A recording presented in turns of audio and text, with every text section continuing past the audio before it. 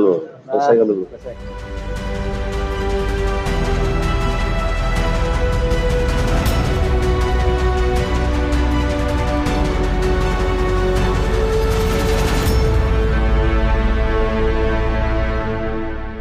Assalamualaikum warahmatullahi wabarakatuh. Senang sekali saya Hersman Arif dari Forum News Network kembali menjumpai Anda semua. Saya pagi ini sengaja menggunakan dress code tidak seperti biasanya, pakai jaket, topi, karena saya ingin merasakan suasana kebatinan yang terjadi di gedung Komisi Pemberantasan Korupsi atau KPK Ahad dini hari tadi. Jadi sekitar pukul 3 dini hari tadi, Menteri Sosial Yuliari P. Batubara menyerahkan diri ke KPK. Dia katanya dikabarkan, seperti saya kutip dari Kompas, dia tiba hanya berjalan kaki, kemudian dikawal oleh petugas KPK, mengenakan jaket, topi, dan masker di mukanya. Nah, ini memang perkembangan yang sangat menarik dari KPK karena dalam 2 pekan terakhir melakukan tangkap tangan sejumlah pejabat tinggi, para menteri, para big fish, ikan besar, dan Anda, termasuk saya juga, yang selama ini meragukan KPK, rasanya sudah waktunya untuk secara terbuka menyatakan permintaan maaf. Dan saya akan mulai dari saya secara terbuka menyatakan permintaan maaf karena selama ini meragukan khususnya teman-teman penyidik di KPK. Permintaan maaf spesial karena dalam situasi yang seperti sekarang ini, ketika Undang-Undang KPK direvisi dan tangan Anda mulai dibelenggu, tetapi ternyata Anda masih berbuat secara maksimal. Bahkan menurut saya nekat. Jadi respect saya setinggi-tingginya kepada teman-teman penyidik KPK yang tidak kenal lelah, terus memberantas korupsi dan nekat menghadapi kekuatan-kekuatan besar yang melakukan korupsi. Aku yakin saya saat ini kepercayaan publik terhadap KPK mulai pulih kembali dan publik menaruh harapan yang sangat tinggi terhadap KPK dan tentu akan memberikan dukungan seluas-luasnya, sekuat-kuatnya pada KPK untuk terus melakukan pemberantasan korupsi, apalagi secara khusus korupsi di tengah pandemi. Ini perbuatan yang tercelanya double-double. Nah, sekarang kembali kepada kasusnya, yakni kita tahu bahwa Mensos Yuliari P. Batubara ini adalah kader PDIP. Dia pernah, bahkan kalau tidak salah, pernah jadi bendahara di PDIP. Nah, sekarang ada 2 orang menteri dari Kabinet Jokowi yang sudah ditangkap oleh KPK. Yang pertama, Menteri Kelautan Edi Prabowo dari Partai Gerindra dan sekarang Mensos dari PDIP. Artinya apa? 2 orang tokoh, 2 orang menteri dari partai utama pendukung Jokowi sekarang ditangkap oleh KPK. Mereka adalah tulang punggung utama dari Kabinet Jokowi. PDIP tentu saja pemilik saham terbesar, dan kemudian Gerindra meskipun dia pendatang baru yang paling belakangan, tetapi dia juga mempunyai kursi terbesar di DPR. Jadi dua-duanya adalah tulang punggung dari pemerintahan Jokowi. Karena itu menurut saya Presiden Jokowi juga harus mengendorse dengan serius, harus membuktikan janjinya bahwa dia berjanji dia sendiri yang akan menjadi panglima memimpin pemberantasan korupsi. Jadi kita menunggu statement dari Pak Jokowi terhadap kasus Mensos ini. Tidak cukup pernyataan Pak Jokowi seperti pada waktu Edi Prabowo ditangkap bahwa dia menghormati proses yang ada terjadi di KPK. Kalau perlu, menyatakan kepada publik mendukung langkah KPK untuk menghukum mati Mensos Yuliari P. Batubara. Jokowi harus menunjukkan sikap yang tegas, mendukung KPK. Tidak boleh ada pernyataan-pernyataan yang mengambang, apalagi bersifat mendua. Penangkapan sejumlah pejabat di Densus ini memang tentu saja cukup menyesakkan. Gitu. Kenapa? Karena yang dikorupsi seperti kita ketahui adalah bansos. Saya ingin menjelaskan terkait dengan kegiatan tapangan yang baru saja kita lakukan pada tanggal 5 Desember yang lalu, kurang lebih sekitar jam 02.00 yang kita lakukan di berbagai tempat termasuk di Jakarta. Ada 6 orang yang kita amankan di dalam rangka tangkap tangan. Pertama adalah MJS. MJS adalah pejabat pembuat komitmen di Kementerian Sosial. Yang kedua WG. WG adalah salah satu direktur PT TPAU. Yang ketiga adalah AIM, swasta, HS adalah swasta, SN adalah sekretaris daripada di Kementerian Sosial, SJY swasta. Adapun kronologis tangkap tangan yang dilakukan pada tanggal 4 Desember 2020, tim KPK menerima informasi dari masyarakat akan adanya dugaan terjadinya penerimaan sejumlah uang oleh penyelenggara negara yang diberikan oleh AIM dan HS kepada MJS, AW, dan JPB. Sedangkan khusus untuk JPB, pemberian uangnya melalui MJS dan SN. Penyerahan uang dilakukan pada hari Sabtu tanggal 5 Desember 2020 sekitar jam 02.00 di salah satu tempat di Jakarta. Uang sebelumnya telah disiapkan oleh AIM dan HS di salah satu apartemen di Jakarta dan di Bandung, yang disimpan di dalam 7 koper, 3 tas ransel, dan amplop yang jumlahnya kurang lebih 14,5 miliar. Sekarang kita tinggal menunggu janji dari Ketua KPK Firly Bahuri. Pada waktu itu dia menyatakan bahwa di DPR bahwa koruptor bencana alam itu bisa dihukum mati. Kami juga bersama-sama dengan Komisi 3 tetap terus bekerja memastikan anggaran penanganan COVID-19 ini bisa tersampaikan tepat sasaran sesuai dengan program yang direncanakan. Apabila dalam rangka pengawasan kami menemukan, KPK menemukan ada penyimpangan terhadap anggaran, maka KPK akan melakukan tindakan tegas, melakukan penyelidikan, penyidikan, penuntutan, dan mengajukan pengadilan. Dan ingat bahwa perilaku korupsi di tengah bencana, ancaman hukuman pidana mati.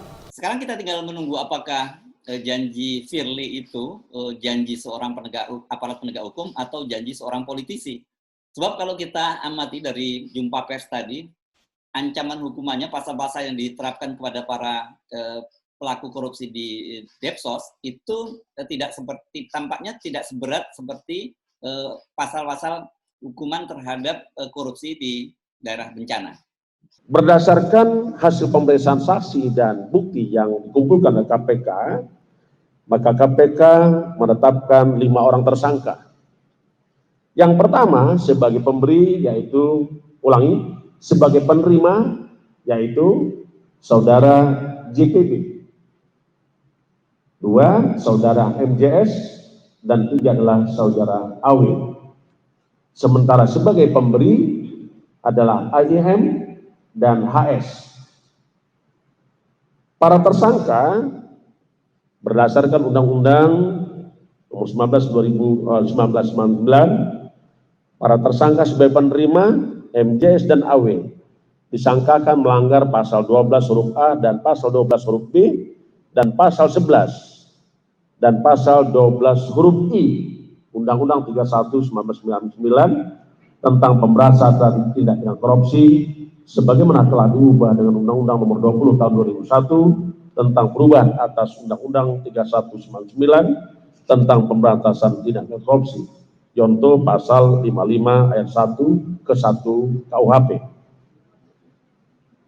JPB disangkakan melanggar pasal 12 huruf A atau pasal 12 huruf B atau pasal 11 Undang-Undang 31/1999 tentang pemberantasan tindak pidana korupsi sebagaimana telah diubah dengan Undang-Undang Nomor 20 Tahun 2020 atas perubahan Undang-Undang 31/1999 tentang pemberantasan tindak pidana korupsi, contoh pasal 55 ayat 1 ke 1 KUHP.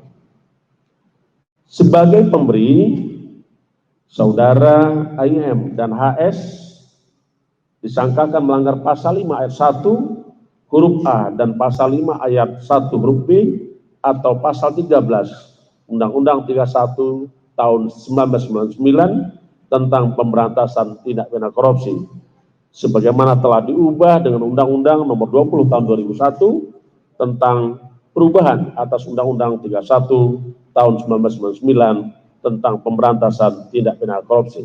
Dalam jumpa pers yang berlangsung dini hari tadi, soal ini memang kembali ditanyakan oleh wartawan. Tapi kalau kita cermati penjelasan dari Firly memang cukup mengambang. Kita paham bahwa di dalam ketentuan Undang-Undang 31 tahun 99 itu pasal 2 tentang pengadaan barang jasa, yaitu barang siapa yang telah melakukan suatu perbuatan dengan sengaja memperkaya diri atau orang lain dengan melawan hukum yang mengibatkan untuk menguntungkan diri sendiri atau orang lain sehingga menimbulkan kerugian negara atau perekonomian negara. Di ayat 2 memang ada, yaitu ancaman hukuman mati. Kita paham juga bahwa pandemi COVID ini dinyatakan oleh pemerintah bahwa ini adalah bencana non-alam. Sehingga tentu kita tidak berhenti sampai di sini. Apa yang kita lakukan, kita masih akan terus bekerja terkait dengan bagaimana mekanisme pengadaan barang jasa untuk bantuan sosial di dalam pandemi COVID-19. Tentu nanti kita akan bekerja berdasarkan keterangan saksi dan bukti-bukti apakah bisa masuk ke dalam pasal 2 Undang-Undang 31 tahun 99. Saya kira memang kita masih harus bekerja keras untuk membuktikan ada atau tidaknya tindak pidana yang merugikan keuangan negara sebagaimana dimaksud pasal 2 itu. Dan malam hari ini yang kita lakukan tantangan ini adalah tindak pidana berupa penerimaan sesuatu oleh penyelenggara negara. Jadi itu dulu. Sekarang kita tinggal menunggu ketegasan dari Ketua KPK Firly Bahuri dan juga Presiden Jokowi. Jangan lupa, publik mencatat jejak digital itu dengan mudah sekarang bisa dipanggil kembali. Apakah itu berupa video, apakah itu berupa berita-berita, link berita di media massa, dan juga di media sosial. Jadi Anda pernah berjanji bahwa di masa bencana maka koruptor akan dihukum mati. Sementara kemudian tadi Anda masih mempertanyakan apakah kemudian dengan COVID ini termasuk dalam bencana alam. Ya, kita tahu bahwa orang-orang hukum mungkin akan mempunyai celah dalam hal ini, tentu para pengacaranya mereka bisa menyatakan bahwa COVID sampai saat ini tidak disebut sebagai bencana alam, tetapi sebagai bencana non-alam. Artinya apa? Janji Anda itu, Anda tidak terikat pada janji Anda karena itu bencana alam. Tetapi logika publik dan juga semua akal sehat menyatakan bahwa COVID-19, pandemi ini jauh dampaknya lebih berat dibandingkan bencana alam. Karena bencana alam bersifat lokal, kemudian waktunya bisa diprediksi, artinya kemudian kita bisa segera move on, kita segera bangun kembali, karena begitu bencana selesai kita bisa melakukan itu. Sementara pandemi ini bersifat secaranya sangat meluas, bahkan seluruh dunia, dan ekonomi rakyat Indonesia juga terdampak semua. Dan yang paling penting kita tidak tahu sampai kapan pandemi ini akan berlangsung. Tentu saja dari sisi definisi semacam itu, pandemi jauh-jauh lebih serius dibandingkan bencana alam yang bersifat lokal. Anda bayangkan betapa jahatnya yang dilakukan oleh Menteri Sosial dan pejabat di Kementerian Sosial itu. Tadi yang disebutkan bahwa korupsi ini berkaitan dengan bantuan bansos untuk warga di Jabodetabek tahun 2020. Setiap paket yang bernilai Rp300.000, Mensos memungut Rp10.000. Anda bayangkan, angkanya cuma kecil Rp10.000, ini sebenarnya cemen, atau kalau orang Jawa nyebutnya kere banget, tetapi dikalikan berapa ratus ribu atau juta paket, angkanya menjadi miliar rupiah. Paket 300.000 dipotong 10.000, dan kemudian kita belum tahu mata rantainya yang begitu panjang. Biasanya dalam kasus bantuan-bantuan sosial ini memang banyak sekali pungutan-pungutan, dan kemudian kita tahu kan itu juga melibatkan para supplier, para pedagang dan sebagainya. Tentu saja banyak sekali pemotongan-pemotongan di situ. Nah, bisa kita bayangkan berapa sebenarnya nilai yang diterima oleh masyarakat yang menderita yang terdampak COVID tadi. Bisa jadi tidak sampai separuhnya yang diterima masyarakat. Betapa kejamnya para pejabat di Departemen Sosial ini. Tentu sekali lagi kita menyatakan, Pak Firly, Pak Jokowi, kita tunggu tegasan Anda dalam pemberantasan korupsi. Khusus pada Pak Jokowi, tentu saja ini merupakan pertaruhan besar, pertaruhan politik bagi Anda, karena seperti diperkirakan sekarang sudah mulai terjadi pembusukan di kabinet Anda. Saya Hirsh Munarif, Assalamualaikum warahmatullahi wabarakatuh.